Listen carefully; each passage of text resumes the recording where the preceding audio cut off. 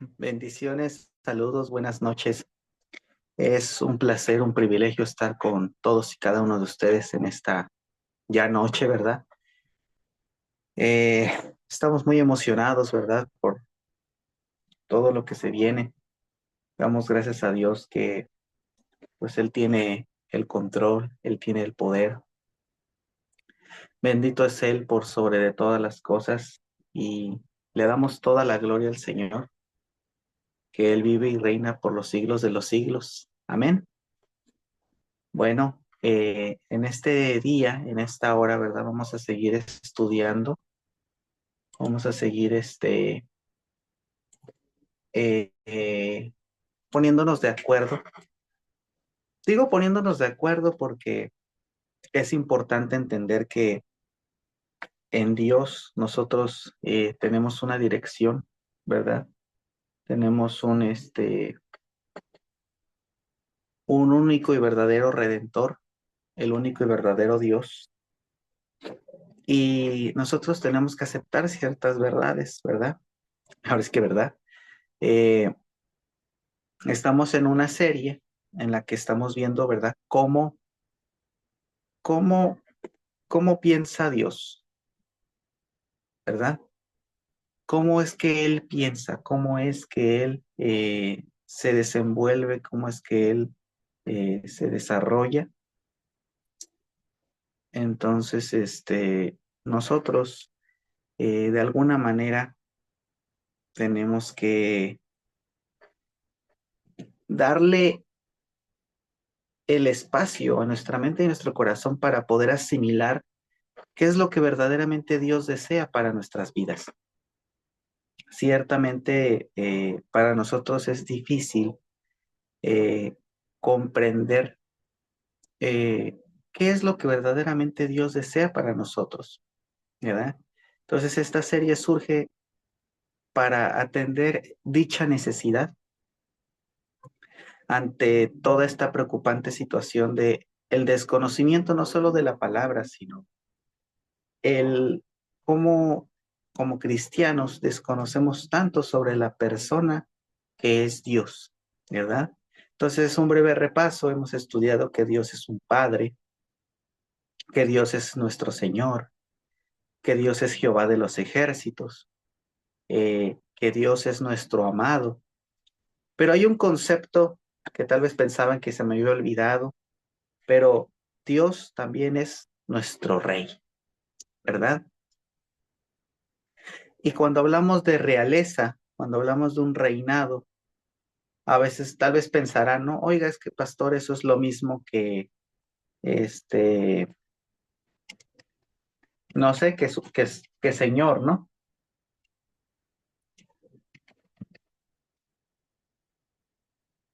Pero la verdad es que el Señor nos deja en claro que una cosa es ser Señor y otra cosa es, eh, ¿cómo se puede decir? Otra cosa es ser rey.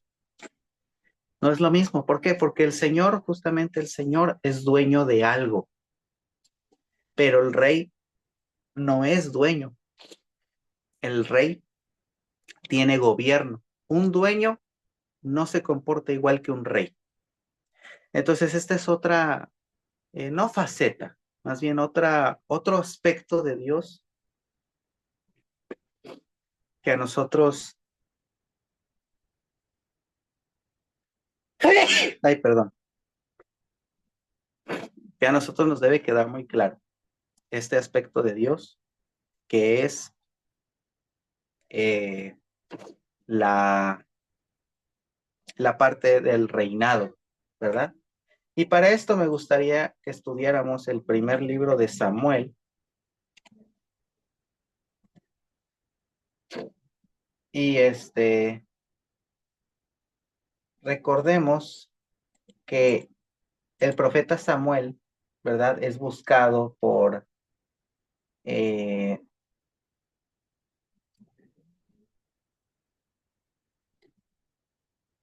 es buscado por el, ay, perdón, el pueblo de Israel. busca al profeta Samuel debido a que están buscando un gobernante. Contexto. Desde un principio el pueblo de Israel, Dios se instituyó como el único y verdadero, ¿ok? De este pueblo. Entonces, eh, él, este,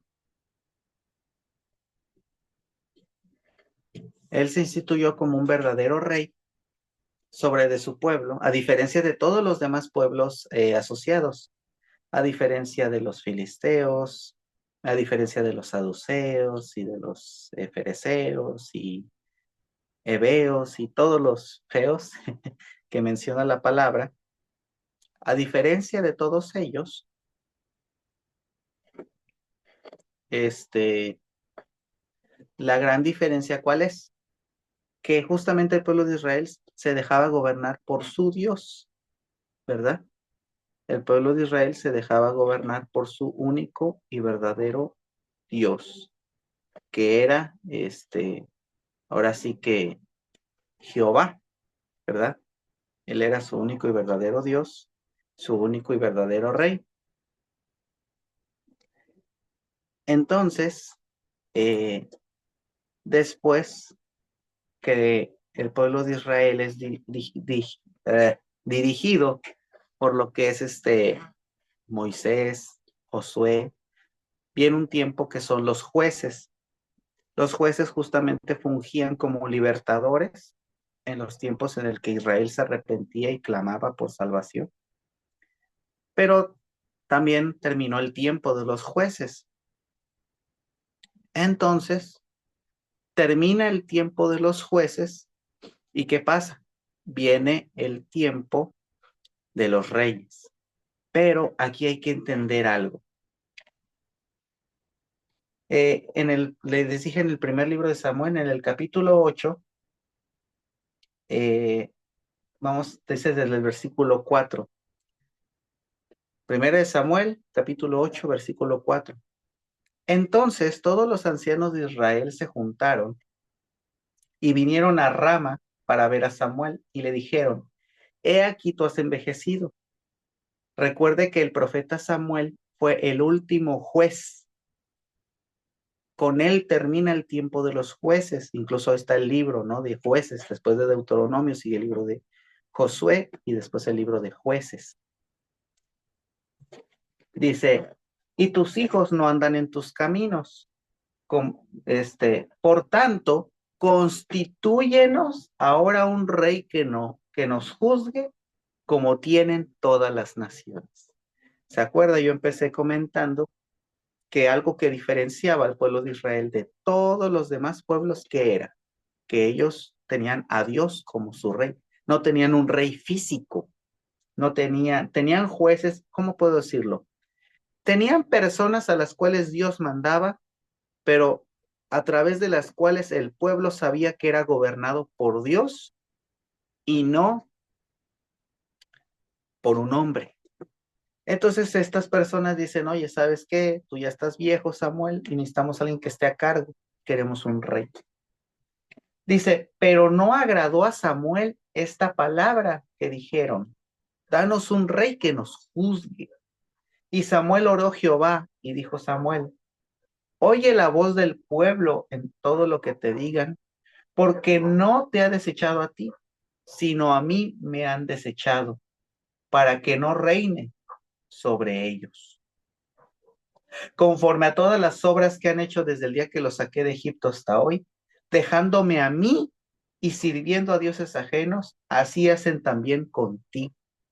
Ahora pues, oye su voz, mas protesta solemnemente contra ellos y muéstrales cómo les tratará el rey que reinará sobre ellos. Aquí lo voy a dejar, usted puede seguir leyendo el texto, pero lo que quería dejar en claro es cómo Dios es desde un principio se posicionó como rey sobre Israel. Y esta imagen de rey no solamente la podemos ver aquí, también la podemos ver en el Nuevo Testamento. ¿En dónde? En el libro de Juan, capítulo 18, versículo 37. Dice, le dijo entonces Pilato, luego, ¿eres tú rey? Respondió Jesús, tú dices que yo soy rey. Yo para esto he nacido y para esto he venido al mundo, para dar testimonio a la verdad. Todo aquel que es de la verdad oye mi voz. Entonces, una vez más se confirma que Jehová, que Dios, que Jesús es rey. ¿Y qué tiene un rey? Un rey obviamente tiene un reinado. ¿Y qué hace un rey? Porque un rey no solamente se trata de gobernar. Por ejemplo, me voy a basar un poquito en el Rey León, ¿no? Cuando vemos el contraste entre el reinado de Mufasa y el reinado de Scar.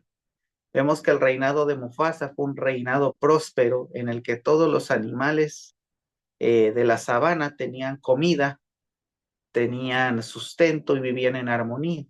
Sin embargo, cuando Scar gobierna, las tierras quedan desoladas, la comida escasea y comienza a haber un desequilibrio completamente. Entonces, eso significa que se necesita un buen gobierno. Hemos analizado que por cada aspecto de Dios nos corresponde a nosotros desarrollar cierta capacidad, cierta habilidad para nosotros poder encontrarnos, podría decirse, para nosotros poder acercarnos o compartir o entender ese aspecto de Dios. Por ejemplo, cuando analizamos, ¿no? Si Dios es tu padre, tienes que ser hijo. Si Dios es tu Señor, tienes que ser siervo. Si Dios es Jehová de los ejércitos, tienes que ser humilde. Si Dios es tu amado, pues tienes que estar disponible para Él. Tienes que ser su iglesia, su amada. Entonces, cuando hablamos de un reinado, entonces, ¿qué es lo que tiene? ¿Cuál es el deber del pueblo para con el rey? Y ahí es donde viene el punto al que quería llegar y creo que es, hay muchísimos más aspectos de Dios, pero creo que con este podemos concluir perfectamente que es la obediencia. Ese es, esa es la cereza del pastel,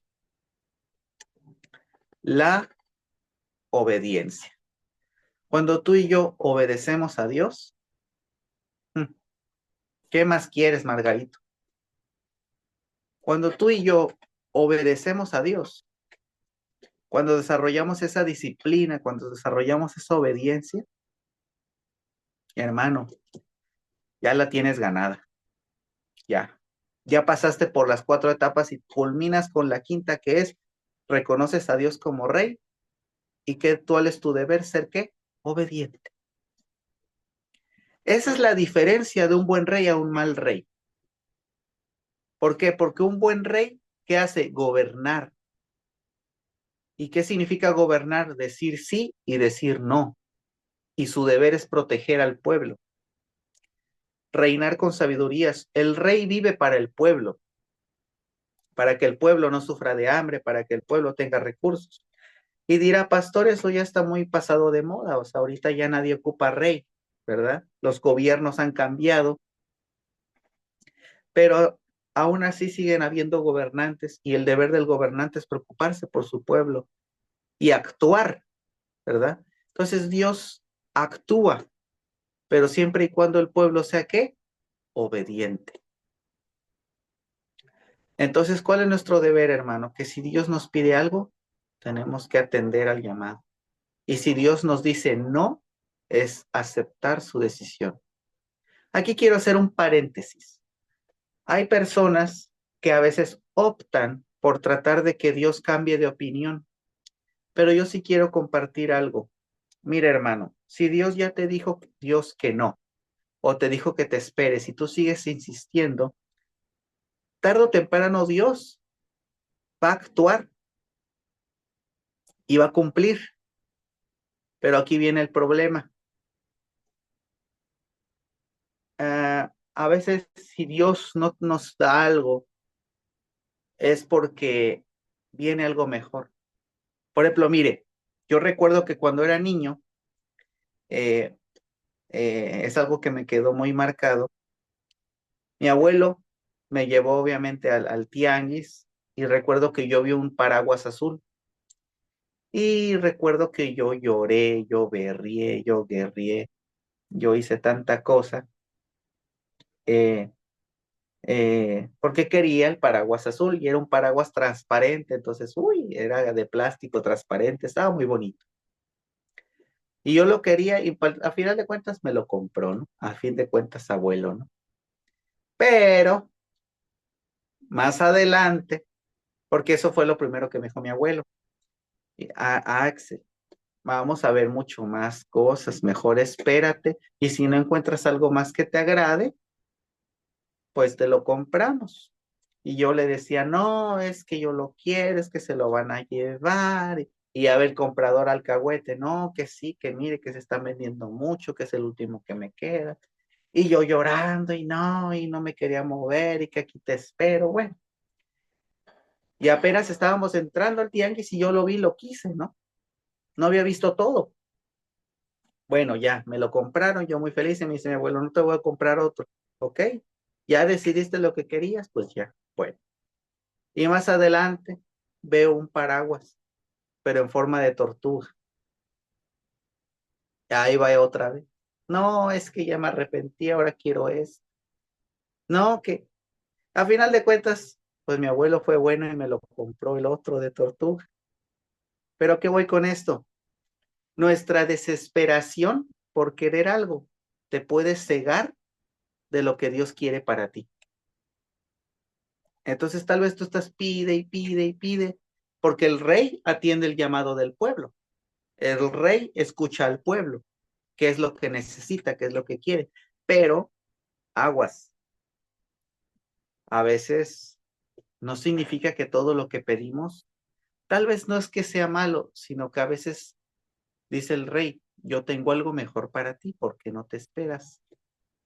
Como la persona, ¿no? Que agarra a alguien y se quiere casar con el primero, con el que vio, espérate, debe haber algo mejor, ha de haber, no digo que se esté mal, pero puedes encontrar algo mejor. No que ella, no que él. Bueno, y ahí por qué tanto divorcio, porque no te esperaste, porque agarraste lo que querías. Entonces, hermano, por eso dejé el tema de la obediencia al último, porque es lo más difícil. Eh, no es fácil ver a Dios como nuestro rey. Es muy difícil poder ver a Dios como nuestro legítimo rey y aún más cuando sabemos que, pues, verdaderamente, pues es difícil poder comprender que Dios nos cuida, que Dios nos guarda, es difícil comprender que Dios tiene cuidado de ti, de mí,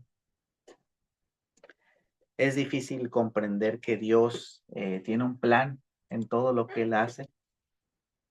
Entonces, amado hermano, no seamos como el pueblo de Israel. El pueblo de Israel, ¿qué hizo? El pueblo de Israel decidió tener un rey físico. Aquí va esto. La cosa es que si somos obedientes. Yo no he conocido hasta hoy alguien desobediente. Todos somos obedientes. Caray, pastor, sí. Pero somos obedientes a aquellas personas o aquellas cosas con las que ya pasamos los 4 pasos anteriores. Como las pandillas. ¿Por qué son obedientes? Porque primero ven a alguien como padre, lo ven como señor, lo ven como su protector, lo ven como su amado y al final lo ven como su rey y le obedecen todo cuanto esa persona diga y haga. Entonces yo no he conocido gente desobediente, todos obedecemos a alguien, pero no a Dios.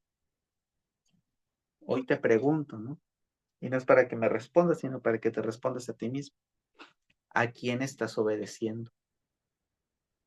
a Dios, de verdad, o estás obedeciendo a tu marido, estás obedeciendo a tu mujer.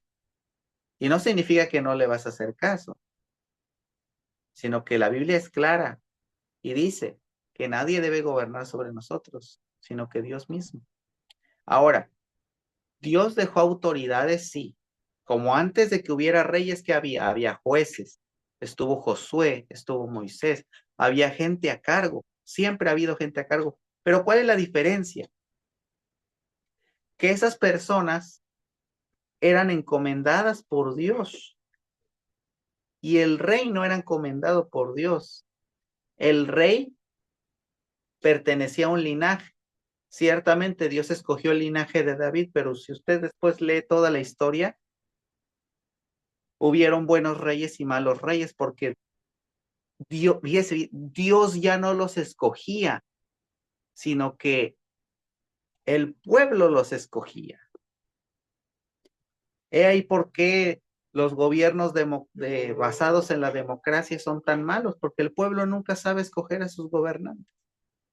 Nunca ha sabido y nunca sabrá, porque no está escrito. ¿Qué es lo que está escrito? Que Dios gobierna el pueblo.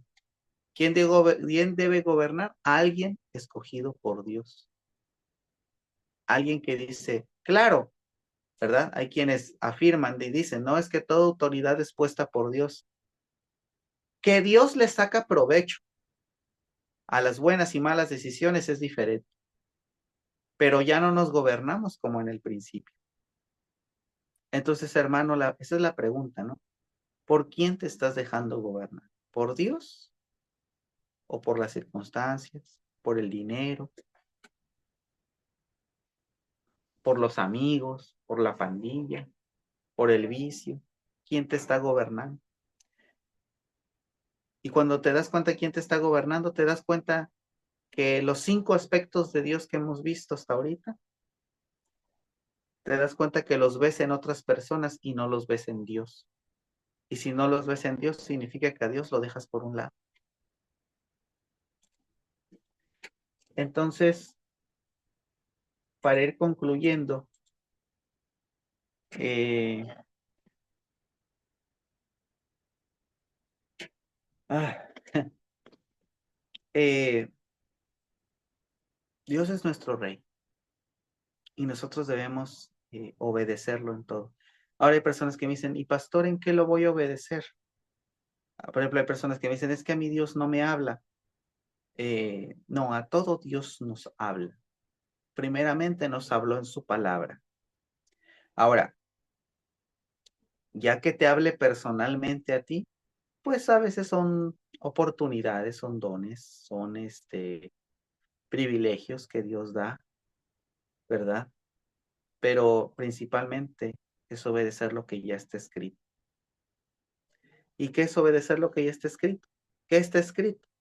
Pues está escrito que debemos, ¿verdad?, ser obedientes.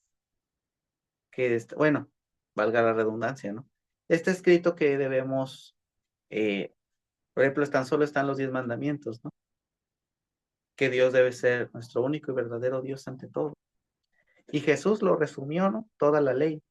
Amarás a tu prójimo como a ti mismo. Perdón. Amarás al Señor tu Dios con toda tu mente, con todas tus fuerzas, con todo tu ser. Y el segundo es semejante. Amarás a tu prójimo como a ti mismo. Entonces, amada iglesia, nuestro deber es dejarnos gobernar por Dios. Ese es nuestro deber. Dejar que el Señor, eh, pues sí, Él obre, ¿verdad? Hay que dejarnos gobernar por Dios. Eso nos será de bendición, eso nos ayudará en gran manera. Pero creo que sí es muy importante aclarar que desde un principio Dios así lo quiso.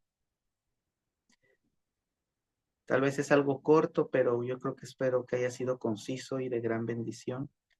Creo que no hay más que decir en cuestión a la obediencia. La obediencia es lo que es, obedecer.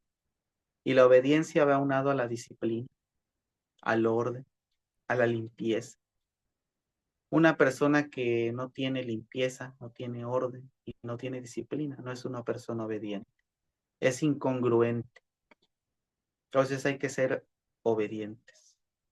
Esa es la fórmula del éxito que enseña Yoko Ikenji, un conferencista colombiano, que dice, la fórmula del éxito es esa. ¿Por qué? Porque la disciplina, tarde o temprano, superará a la inteligencia. ¿Y cuál es la fórmula? La fórmula es limpieza. ¿Qué es limpieza? Pues tener limpio tanto mi hogar como mi mente, como mi corazón. Orden, obviamente tener todo ordenado. Y disciplina. ¿Qué es la disciplina? ¿Verdad? Que más al latino nos cuesta trabajo, ¿no? Ser puntual, eh, hacer las cosas como se deben, con tiempo y forma. Nos gusta todo de último momento, todo acelerado, cuando se puede trabajar desde semanas o meses con anticipación. Disciplina. Disciplina, ¿qué es? O sea, si hoy me toca hacer eso, eso es lo que voy a hacer.